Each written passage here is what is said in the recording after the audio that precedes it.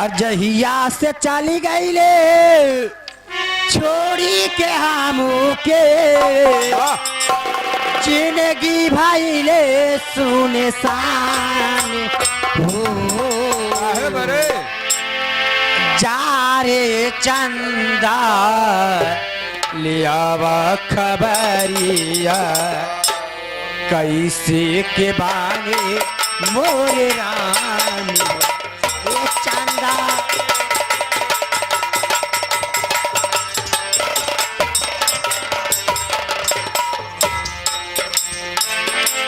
जहिया से चली गई ले छोड़ी के हमू के जिंदगी भाई ले सुनसान हो जा रे चंदा अब खबरिया कैसे के बारे मोरा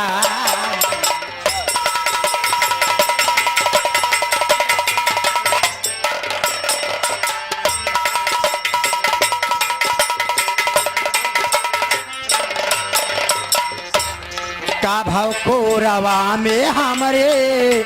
राहत रहले छाने भर जुदाई ना सहत रहले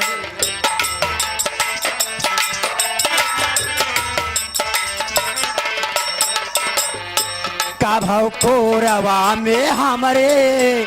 राहत रहले छाने भर जुदाई ना सहत रहले अब ता हमार बिना देखली सुरतिया हो जाता कैसे बिहान हो जा रे चंदा लियावा खबरिया कैसे के बाने मोरे रानी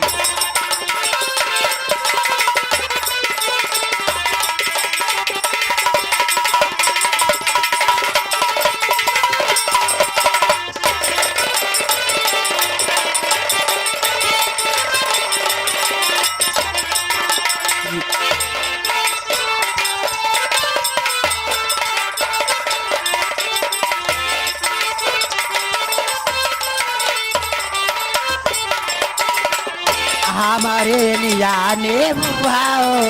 रोवात हो रोही लो रवा से काज के धोवात हो मनवा न लागत होई पिया के भवाने बा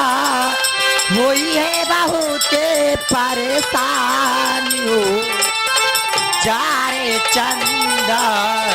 लियावा खबरिया कैसे के बाने मोरे ये चंदा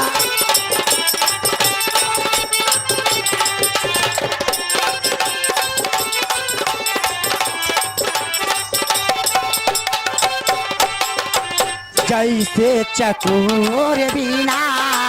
तू हो अकेला पंकज पारे सहे कटेला जिंदगिया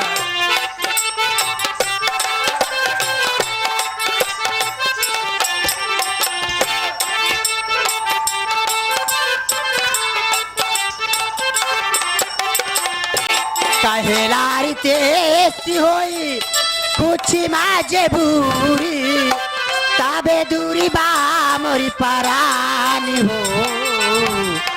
जा रे चंदा लियावा खबरिया कैसे के बारे मोरा